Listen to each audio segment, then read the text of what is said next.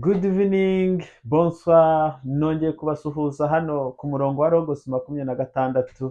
Ndagira ngo nimba utarakora subscribe uyikore kugira ngo tubashe kubana tujye tuganira ubuhanga buhanitse, ubuhanga bwa filozofi. Uyu mugoroba ngiye kugerageza kwataka cyangwa se gusubiza ikibazo cyangwa se mvuge ntere komantere ku gitekerezo umukunzi wacu witwa Damiye yaduhaye. Yaratubwiye ati mwiriwe neza muvandimwe, ibitabo by'abahanga birafasha, byifashishe ubihuze n'ibibera mu muryango w'abantu, nyuma ubafashe no gukemura ibibazo bihari. Turagukunda Damiye. Mbere na mbere ndagushimira, n'abandi bakurikira ibiganiro tubakorera nabo nibadukunde. Urukundo ni rwiza, urukundo turuhererekanye, nta nda y'umujinya, nta mutima mubi. Ikibazo ubajije kirumvikana, uribaza nimba filozofiya dushobora kuyivana mu bitabo tukayishyira mu buzima bwa buri munsi. Nicyo Logos 26 yaziye, nicyo tugamije,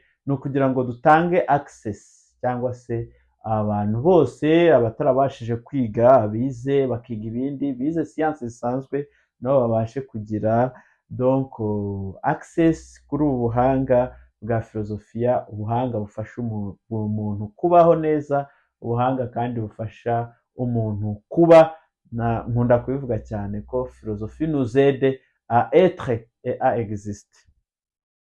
Reka rero ntangire nkubwira nti nibyo, filozofiya ntabwo ariyo mu bitabo gusa. Filozofiya ni ubumenyi pratique, ntabwo ari ubumenyi teorike gusa, ntabwo ari ibintu umuntu amenya ngo arekere aho ngo ndabizi, ahubwo ni ibintu umuntu amenya kugira ngo bimufashe kubaho ubuzima bwe neza, icyo twita mu gifaransa mener une vie bonne. Reka rero dutangire tuvuga ko la philosophie n'est pas d'abord une collection de théories, donc c'est une manière de vivre. Ni ukuvuga ko filozofiya ntago ari ikusanyirizo gusa ry'amagambo cyangwa ry'amahame ari aha adafite icyo amaze, ahubwo filozofiya ni uburyo bwo kubaho, ni uburyo budufasha kubaho.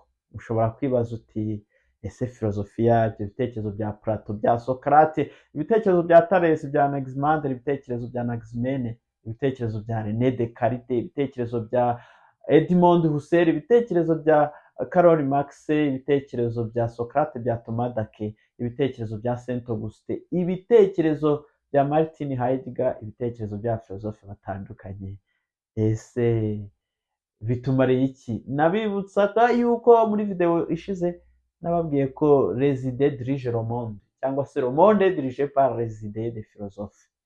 Ni ibitekerezo bya filozofe biyoboye isi. Ibintu byose ubona bikorwa bigomba filozofi. Burya n'umuntu udafite filozofi runaka agenderaho mu mibereho ye, ntabwo ashobora kubaho ubuzima bwiza.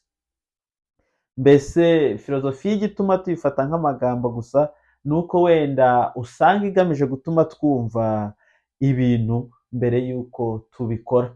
Filozofiya est tout d'abord donc une discipline qui nous aide à comprendre avant d'appliquer. Ni ukuvuga ngo mbere yo gukora ikintu runaka muri filozofiya urabanza ugafata umwanya ukicara ukagitekerezaho, kubera ko buri cause producing effect, buri kintu kigira impamvu yacyo kandi kikajyana n'icyo kibyara.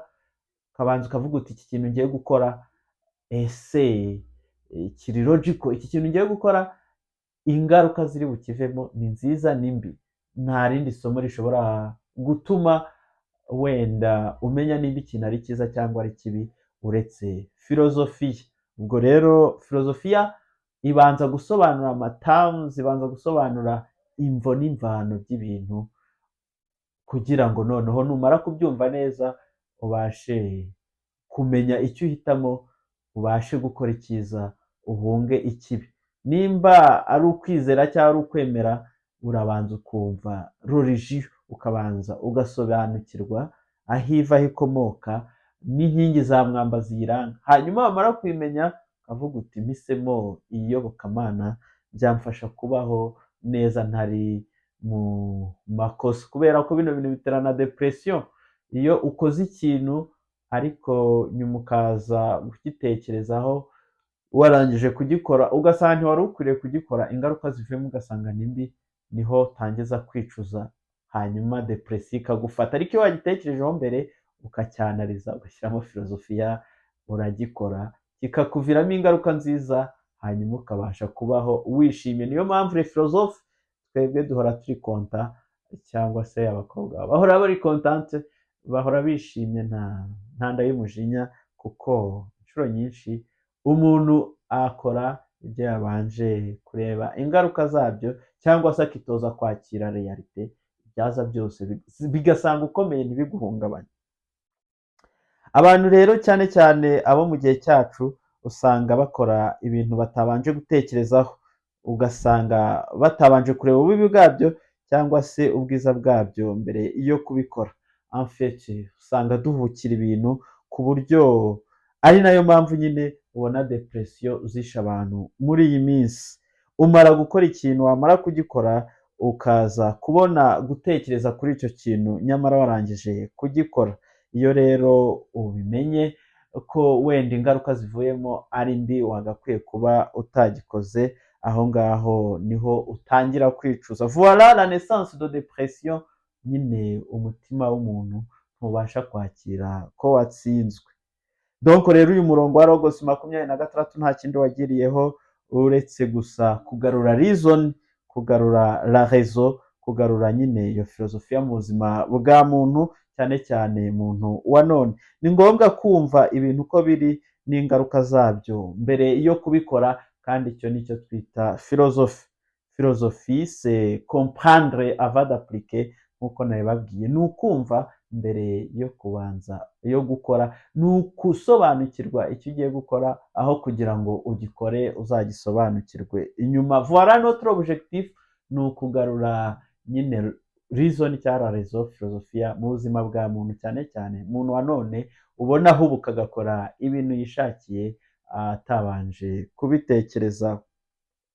Niyo mpamvu rero buri igice kibanziriza ibindi muri filozofiya bacyita logique. Hari igihe uba uri kumwe n'umuntu akavuga ati ariko ushyize muri logique urumva ibyo bintu byakunda, ese ibintu wakoze ubundi bifite logique? Icyo muba mushatse kuvuga, uba ushatse kuvuga uti ibintu ubitekerejeho neza urumva ari uko byagakwiye kugenda, ibintu wakoze ese wabitekerejeho, ibintu wakoze urumva ari byo bifite logique. Logique ni siyanse, kandi ni branche nyine ya filozofiya yiga cyane cyangwa se igena ku mahame rusange dutekererezamo ibintu. Blaise Pascal ni umuhanga w'umuscientifique w'umumathematiciye, kandi wavuze ko penser fait la grandeur de l'homme.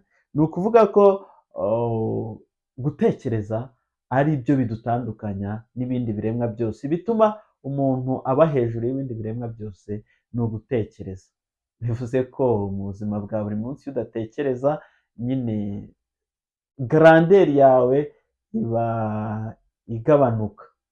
Ni nawe hari uwitwa René Descartes yaravuze ngo je pense donc je suis, cogito ergo sum.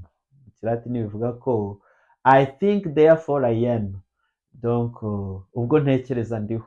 Umuntu rero udatekereza, nyine nawe urabyumva ukurikije icyo gitekerezo cya René Descartes. Buriya rero iyo nteruro ko penser fait la grandeur de l'homme wayisanga kuri page ya 488 mu gitabo Les Pensées obscures cya Blaise Pascal. Buriya uramutse ukoze ibintu utabanje kubitekerezaho ngo umenye ingaruka zabyo, inshuro nyinshi ubona ntaho utaniye n'inka, ingurube, imbwa cyangwa se andi matungo, kuko nyine penser fait la grandeur de l'homme. Igituma rero umuntu asumba ibindi biremwa byose ndetse akabitegeka nta kindi ni ugutekereza. Reka turebe Cito Blaise Pascal, ndacyamusita mu nteruro ye. L'homme n'est qu'un roseau. Umuntu wavuga ko nyine rozo ni akantu kari faible. Umuntu mu cyongereza babyita reed, wabona ikinyarwanda yambwira, ariko ashaka kuvuga ko umuntu ari faible cyangwa se ni akantu kamanjwe, ni akanyantege nkeya. Le plus faible de la nature. Pascal ukomeza akavuga ati umuntu niwe kiremwa giciriritse cyangwa se ubundi kiri faible, kiri weak muri nature yose, muri nature, mais c'était rozo pansa. Cyakora uko yaciririka kose umuntu aratekereza. Il ne faut pas que l'univers entier s'arme pour l'écraser. Ntabwo rwose byasaba isanzure kwihuza kugira ngo ishwanyaguze cyangwa se ikureho muntu. Une vapeur, agatonyanga, une goutte d'eau suffit pour le tuer. Donc akajojoba k'amazi ubwako karahagije kugira ngo kice muntu, kandi koko nibyo umuntu ajya ahora ari tayari. Umubona ko umuntu apfa mu masegonda, ushobora gusitara ugapfa, ushobora kunywa akajojoba gato ka sida ugapfa, akantu k'amanjwe gashobora kukugeraho ugahita witaba Imana. Niyo mpamvu Blaise Pascal avuga ko umuntu ni plus faible de la nature. Usanga umuntu uko yirata kose, uko yaba akomeye kose, iyo agiye gupfa cyangwa iyo arwaye akarwara akamanjwe, ntushobora kwibaza nimba ari wa muntu wari uzi. Ariko quand l'univers l'écraserait, l'homme serait encore plus noble que ce qui le tue. Ariko naho nyine univers cyangwa se isanzure yamumenagura, yamushwanyaguza, yamukuraho, n'ubundi umuntu azahora ari we wubashywe cyangwa se ari ikirenga kurusha yewe nicyo gishobora kumwica. Kubera iki? Puisqu'il sait plus meurt, kubera ko niyo yapfa byibura umuntu azi ko nyine apfa. Et l'avantage que l'univers a sur lui, hanyuma izo mbaraga l'univers ishobora kuba imurusha cyangwa isanzure rishobora kuba rimurusha, l'univers n'en sait rien. Izo univers yo ntacyo ibizeho, kuko kumenya ni ibya muntu wenyine. Icyo nicyo gituma nyine umuntu aruta ibindi biremwa byose. Toute notre dignité consiste donc à la pensée. Mbese agaciro ka muntu, kano gaciro twirirwa turirimba, twirirwa tuvuga, kagaragazwa n'uko tuba dutekereza. Umuntu udatekereza, agaciro ke kaba kameze nk'ak'inka, nk'ak'ingurube, nk'ak'imbwa, nk'ak'ibiti, nk'ak'indabyo, nk'akandi matungo. Niyo mpamvu rero nuganira n'umuntu akakubwira ati winsaba gutekereza, sinshaka gutekereza, uwo muntu ujye umushyiraho question mark. Umuntu ushaka kuba adatekereza aba ashaka kwigana inka, aba ashaka kwigana ikimasa kirira ubwatsi kikabwituma mu kiraro, ariko aho kitumye akaba ari naho ikirara. Donc c'est de là qu'il faut nous relever et non de l'espace et de la durée que nous ne saurions remplir. Ni muri panse cyangwa ni mu gutekereza dushobora gukura agaciro ka muntu, cyangwa se dushobora kwizamurira, ntabwo ari muri space, mu isanzure, cyangwa se la durée cyangwa time, mu gihe, cyane ko ntidushobora kuzura space, nta nubwo dushobora kumara igihe cyose. Aho twakura agaciro kacu gusa ni dans la pensée. Agasoza avuga ati travaillons donc à bien penser. Reka tugerageze twige gutekereza neza. Voilà le principe de la morale. Kuko gutekereza neza ni nabyo bigenga morale cyangwa imyitwarire. Utekereza neza akora neza. Ibi bijyanye nanone n'interuro nyine nabasomeraga mu bitabo bya Thomas d'Aquin na Aristote mu minsi yashize, ko l'homme agit selon ce qu'il est, on agit selon ce qu'on est. Umuntu burya akora akurikije icyo ari, icyo akuzuye umutima agasesekara mu munwa. Bivuze ko nimba uri umuntu nyine utekereza nabi, ibikorwa byawe birigaragaza. Nimba ukora nabi, uba unatekereza nabi. Niyo mpamvu gutekereza niyo principe ya mbere ya morale. Burya hari wenda, reka ndaza no kukubwira undi mufilozofe nawe usa nk'uwunga muri iyi ngingo ya Blaise Pascal. Agakomeza ati la pensée donc une chose admirable et incomparable par sa nature.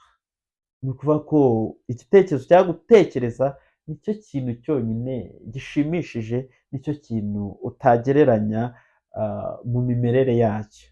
Ni kuri paje ya 496 muri ka gatabo Les Pensées obscures nababwiraga. Mais elle est aussi basse par ses défauts. Ariko nanone igitekerezo kibi kirakanyagwa gicisha bugufi. Igitekerezo kibi nyine usanga nta gaciro gifite. Hari umuhanga witwa Montaigne yavuze ko cyangwa Montaigne biterwa no kubyumva, ni umufilozofe w'umufaransa, yavuze ko rien de plus honteux que d'affirmer avant de connaître. Burya uzatinya umuntu babaza ikintu agahita acyemeza yewe na mbere y'uko agitekerezaho. Uyu Montaigne avuga ko nta kintu giteye ishozi nko kwemeza ikintu mbere yo kugitekerezaho. Iyo bavuze rero ko gusaza ari ugusahurwa, nta kindi baba bavuga kitari nyine agahinda gaterwa no kubura ubushobozi bwo kwitekereza cyangwa gutekereza neza. Ndabibutsa ko abana n'abasaza, buriya abasaza cyane ariko nyine abo batakaje ubushobozi bwo gutekereza, baba batekereza kimwe. Nubwo hari umugani nyarwanda uvuga ko akanwa k'umusaza kanuka ariko kavugisha ukuri, baba bashaka kuvuga ko aba azi byinshi, aba yaratekereje cyane, bityo icyo akubwiye akivugana ukuri kuzuye. Ni byiza rero gutekereza cyangwa se gufilozofa tukibishoboye, ari nayo mpamvu Logos 26 yazigiye kugira ngo ibafashe kumva utuntu nk'utu utari buzumve ahandi. Turacyakomeza ariko banza ukore subscribe nawe uduhe igitekerezo kugira ngo turusheho kukuganiriza kuri ubu buhanga. Ni ngombwa rero mu buzima ko umuntu abaho atekereza nk'uko tumaze kubibona, kuko nibyo bimuha agaciro. Mbese ni itegeko ko twese tuba abafilozofe, dans le sens que filozofi ari siyansi igamije gucukumbura kugira ngo yumve imvo n'imvano y'ibintu. Kumva ibintu nibyo bigena uko tubaho, nk'uko nabibabwiye Aristote na Thomas wa Aquini bavuga ko on agit selon ce qu'on est, uko dutekereza cyangwa uko turi ni nako dukora. Ibyo ukora bigaragaza uko uri. Hari umuhanga witwa Saint Augustin, nawe ni umufilozofe ukomeye cyane, aragira ati certains pêchent par ignorance. Abantu benshi cyangwa se bamwe na bamwe bacumura kubera ubujiji bwabyo. Bivuze ko kuri we ubujiji ni inkomoko y'ibicumuro. Nuramuka wanze gutekereza, gukoresha ubwenge Imana yaguhaye, nyine uzaba ugana mu bicumuro. Iyi nteruro nayikuye kuri paje ya 487 mu gitabo cya Somme Théologique nacyo cya kabiri, uzagenda ugisome, cyanditswe na Thomas d'Aquin. Philosophie donc apprendre à ne pas pécher. Tugendeye kuri iyi nteruro, gufilozofa cyangwa se gutekereza, kwibaza ku bintu, gutungurwa n'ibintu, ni ukwiga kudacumura, kubera ko gucumura biterwa n'ubujiji. Voilà donc que la philosophie c'est la vie. Ni ukuvuga ko filozofiya n'ubundi ari ubuzima, kuko wamaze kwiga kudacumura uba ubayeho neza. Bya bibazo muvandimwe wambazaga byo mu miryango, hafi ya byose wabikemura. Filozofi igufasha gukemura ibibazo ekonomike, igufasha gukemura ibibazo familiyare, igufasha gukemura ibibazo mentale, igufasha gukemura ibibazo psychologique. Donc filozofi ni ubuzima, ntushobora kubaho nta filozofi. Ubaho adafite filozofi akurikiza, buri gihe abaho nabi. Niba rero icyaha, tugendeye kuri ubu busobanuro bwacyo, donc mwibuke ko Augustin yadefinishe icyaha nka une parole, un acte ou un désir contraire à la loi de Dieu, cyangwa se loi naturelle. Nuramuka uvuze ijambo cyangwa se ugakora igikorwa cyangwa se ukagira icyifuzo gihabanye na ruwa cyangwa n'itegeko ry'Imana. Itegeko ry'Imana sariya mwiga mu kiliziya, itegeko ry'Imana ni itegeko yashyize muri natire. Ubona ibintu bifite uko bigenda muri natire. Igicucu nicyo kitabasha nyine kwitegereza natire ngo kibone ko umuntu adakwiriye kwica undi kugira ngo ubuzima bukomeze. Uramwaka ubuzima se, ni wowe wabumuhaye.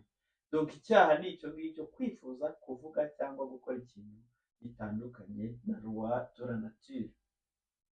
Avuze rero ko kudacukumbura ngo wumve cyangwa usesengure buri jambo, buri gikorwa cyangwa se buri cyifuzo wigizemo bishobora kuvamo icyaha, kuko ntabwo uba uzi igitandukanye na loi de Dieu cyangwa se loi de la nature. Iryo tegeko naryo ubwaryo kuryumva no kurimenya bisaba kubisesengura.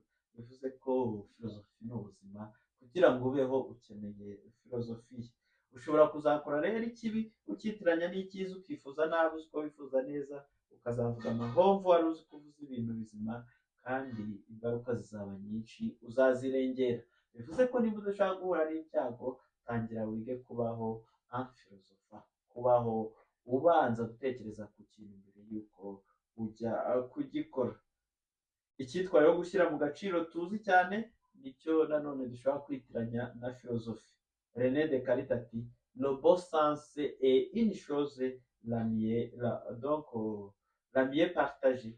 Ni ukuvuga ko le bon sens cyangwa se gushyira mu gaciro nicyo kintu gihuriweho n'abantu benshi kurusha ibindi bintu. Kubera ko buri muntu wese muri iyi sanse n'umufilozofe kuko gushyira mu gaciro muri sanse twavuga yegereye filozofiya nanone ni filozofi. Gushyira mu gaciro ni ugufilozofa, ntushobora gushyira mu gaciro udafilozofa. Niba ushaka rero kuba udashyira mu gaciro filozofiya yihorere, ntacyo bimbwiye, upfa kuba witeguye kuzakira ingaruka bizakuzanira. Komeza ukore subscribe. Tuvuga ko filozofiya ntabwo ari intelligence, filozofiya ni la sagesse, kubera ko philosophia bivuga amour de la sagesse, love of wisdom.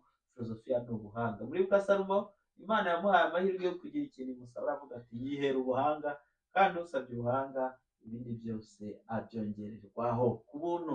Hanyuma rero ubuhanga ni filozofiya, niyo siyansi iri supreme, nubwo abakristu bagira n'indi yitwa théologie, nayo tuzayivugaho ubutaha. Alors la philosophie commence par la logique. Filozofiya rero itangirana cyangwa se n'ubu bugeni cyangwa iyi siyansi yitwa logique. Logique ni iki? Kubwa Thomas d'Aquin, logique ni art qui dirige l'acte même de la raison avec ordre, facilement et sans erreur. Ni ukuvuga ko nubwo bugeni cyangwa iyo siyansi idirije igikorwa cyangwa se igufasha donc gutekereza, ugatekereza muri gahunda avec ordre, facilement mu buryo bworoshye, kandi sans erreur, nta makosa ukora y'imitekerereze. Muri introduction à la logique ni igitabo nanone kivugamo introduction à la logique de Saint Thomas kuri page ya 49.